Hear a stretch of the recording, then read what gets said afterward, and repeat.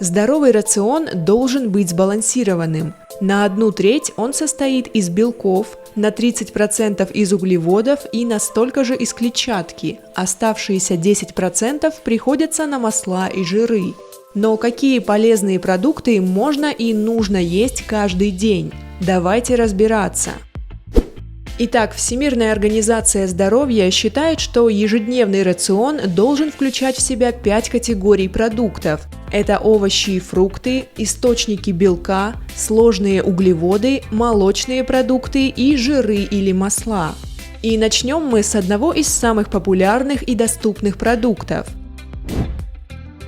С точки зрения диетологии, яйца – это идеальный продукт. В них содержится белок, который легко усваивается, полезные жиры, небольшое количество углеводов и много витаминов.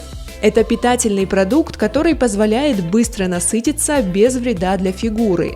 Куриные яйца являются источником витаминов В2, В12, D, холина, йода, фолиевой кислоты и множества антиоксидантов. Новые исследования говорят, что яйца положительно влияют на состояние сердца и сосудов. Следующие продукты, которые должны быть в вашем рационе каждый день, это, конечно же, фрукты и овощи. Овощи – это, пожалуй, самые безвредные продукты на каждый день. Они вкусные и питательные, и есть их можно практически в неограниченных количествах. Всемирная организация здравоохранения рекомендует употреблять по меньшей мере 400 грамм фруктов и овощей в день. Это 5 порций примерно по 80 грамм. Важно отметить, что картофель и похожие на него корнеплоды в эту группу не входят, потому что они содержат большое количество крахмала. Фрукты и овощи в таком количестве приносят значительную пользу для здоровья. Они снижают риск инсульта, болезней сердца, некоторых видов рака, в частности, рака толстой кишки. Кроме того, овощи и фрукты – источник витаминов и клетчатки. Последнее поддерживает здоровье кишечника и предупреждает проблемы с пищеварением. Само собой, полноценное питание подразумевает включение достаточного количества фруктов. Это богатые источники витаминов и некоторых видов минералов.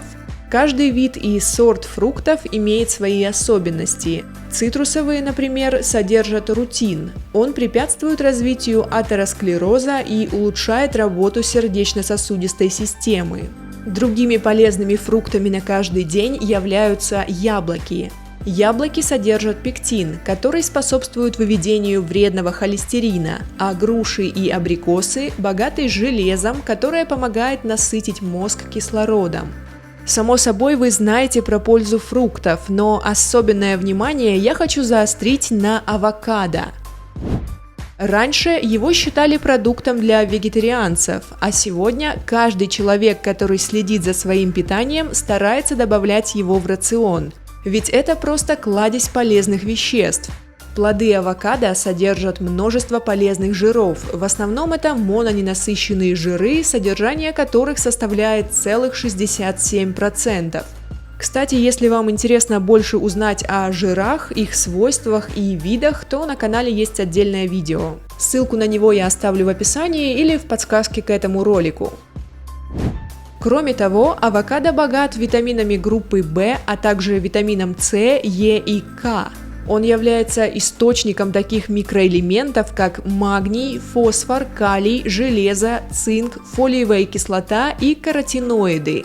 Авокадо предупреждает развитие анемии, снижает риск сердечно-сосудистых заболеваний и уровень холестерина, а также он насыщен антиоксидантами. Короче говоря, это один из самых полезных продуктов, который можно есть каждый день. Этот фрукт плохо переносит термическую обработку, и после варки он начинает горчить. Поэтому специалисты рекомендуют есть его в сыром виде, и лучше в первой половине дня. Один из популярных рецептов завтрака или здорового перекуса – это тост из цельнозерновой муки с авокадо и слабосоленым лососем. Также из авокадо можно приготовить гуакамоле. Очень важно то, что если у вас есть аллергия на цитрусовые, организм может аналогично отреагировать и на авокадо, поэтому людям с таким диагнозом стоит начинать с маленького кусочка на пробу. Отдельно стоит рассмотреть зеленые овощи. Про овощи в целом мы уже упомянули, но важное место в списке полезных продуктов занимают их зеленые сорта. В топе правильного питания находятся шпинат, брокколи, спаржа и свежий горошек, которые особенно необходимы для людей, проживающих в континентальном климате с коротким и непредсказуемым летом. Один из поводов добавить зеленые овощи в схему питания – это хлорофилл. Зеленый пигмент, который содержится в стеблях и листьях растений. Он повышает наш гемоглобин, выводит токсины, уменьшает воспалительные процессы и в целом хорош для здоровья нервной системы. Про хлорофилл даже говорят, что это таблетка молодости, потому что он способен замедлять процессы старения в организме. Сельдерей, кабачки, стручковая фасоль, брюссельская капуста богаты витаминами А, С, Е, фолиевой кислотой, калием, магнием, цинком и селеном. Очень классно то, что в них много клетчатки, но мало калорий. За это овощи любят спортсмены и те, кто сидят на диете. Возможно, вы удивитесь, но по количеству полезных веществ среди ягод диетологи выделяют тыкву. Да-да, это вовсе не овощ, как многие думали раньше. Специалисты по питанию зовут гигантскую ягоду королевской, и вот почему. Тыква на 90% состоит из воды, богата натрием и калием, которые необходимы для регулирования баланса жидкости в организме и поддержки мышц в тонусе. Также она содержит много пектина, это пищевые волокна, которые мягко очищают кишечник. Масло, приготовленное из тыквенных семечек, богато витаминами А, Е, К, селеном и линолевой кислотой, а семена обладают антипаразитарными свойствами. Тыквенные семечки – это отличная еда на каждый день, но употреблять их можно небольшими порциями, например, по 30 грамм семян, это 14% от суточной нормы витамина D и 40% суточной нормы магния. С осторожностью тыкву нужно употреблять людям с заболеваниями ЖКТ. В период обострений и при повышенном уровне сахара в крови от нее тоже следует воздержаться. Следующий продукт на каждый день, который недооценивают, это субпродукты. О пользе мяса, курицы и рыбы для здорового питания люди знают все, а вот субпродукты почему-то обходят стороной. Оказывается, по количеству питательных веществ бараньи почки или сердце, говяжья печень и куриные желудочки ничуть не уступают той же вырезке или отварной телятине. Они легко заменят вам не только чистое мясо в ежедневном рационе, но и пару витаминных комплексов. Эти продукты животного происхождения всегда имели высокую ценность в традиционных кухнях мира. У каждого народа есть национальный рецепт, в основе которого язык, желудочки, сердечки или печень. Конечно, в современном меню внутренние органы животного считаются не самым притягательным и элитным продуктом, а очень даже зря, ведь они являются важным и ценным источником белка. В состав субпродуктов входят витамин А в активной форме, витамины группы В и в особенности В12, которые полезны для памяти и работы мозга в целом. Коэнзим Q10, витамины К2 и D, которые нужны для здоровья зубов и костей, большое количество железа, а самое главное, субпродукты содержат компоненты, которые помогают железу усваиваться в организме из еды. Это витамины В6 и В9, медь и цинк. Следующая категория повседневных продуктов – это молочка. Молочная продукция полезна своим белком, необходимыми аминокислотами и углеводами для развития организма, фосфором, калием, кальцием и витаминами D, А и В12. Йогурт, сыр и молоко полезны для зубов, суставов и костей. Свежие молочные продукты способны бороться со свободными радикалами. Они снижают действие радиации и выводят токсичные вещества и соли тяжелых металлов. Несмотря на всю пользу, молочная продукция может способствовать развитию различных заболеваний, особенно если кефир, творог или сыр сделаны из ненатурального молока с добавлением консервантов. Помните, что употребление ненатуральных молочных продуктов приводит к постоянной усталости, метеоризмам, диарее, головным болям и забитым сосудам. Продукт, который отлично подойдет на десерт, это орехи.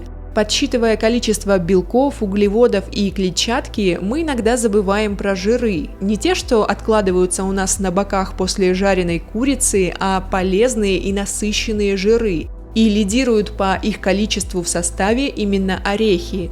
Этот продукт содержит белок и витамины А и Е, которые необходимы для кожи, ногтей и волос. Горсть миндаля или арахиса без сахара или соли способны восполнить суточный пробел. А вот увлекаться ими не стоит. Орехи хоть и полезные продукты для здоровья, но все же весьма калорийные. Идеальным составом обладает миндаль, бразильский орех, фундук, макадамия и грецкие орехи. Роспотребнадзор тоже составил памятку для всех тех, кто хочет придерживаться принципов правильного питания, и вот некоторые полезные советы. Употребление промышленных соусов, майонеза, маргарина, кетчупа и кондитерских изделий не должно превышать 1% от рациона. Они содержат трансжиры, которые не несут пользы для организма. Количество потребляемых калорий должно соответствовать расходу энергии. В среднем для человека, который половину дня находится в состоянии относительного покоя, а вторую половину дня активничает, это 2000 калорий. Чем меньше свободного вредного сахара вы съедаете за день, тем лучше. Допустимый максимум для взрослого человека без проблем с весом 50 грамм или 12 чайных ложек без горки. Сюда входит сахар из напитков и готовых блюд, плюс мед, фруктовый сок и сиропы. Помните, что даже в одной баночке йогурта с наполнителем может быть до половины от этой нормы. Алкогольные напитки, конечно, не соответствуют принципам здорового и правильного питания, вне зависимости от их вида и количества градусов. Безопасной дозы алкоголя не существует. Напоследок хочу вам напомнить, что вода обеспечивает доставку питательных веществ и кислорода ко всем клеткам нашего тела, помогает в преобразовании пищи в энергию и усвоению питательных веществ органами. Вода ответственна за вывод шлаков и отходов в процессе жизнедеятельности и выполнения целого ряда других функций. Поэтому каждый день выпивайте не менее 1,5–2 литров воды. Чай и кофе не считаются, а от сладких коктейлей и газировок стоит отказаться. Подведем итоги. Соблюдение принципов правильного питания и включение в рацион продуктов из основных групп – это залог здоровья и обеспечения всех потребностей. Лично мои текущие наблюдения говорят о том, что рацион должен содержать большую часть овощей и фруктов, но нельзя забывать про молочку, источники белка и клетчатку. Что ж, надеюсь, это видео было вам полезным и вы узнали для себя что-то новое. Всем огромное спасибо за просмотр!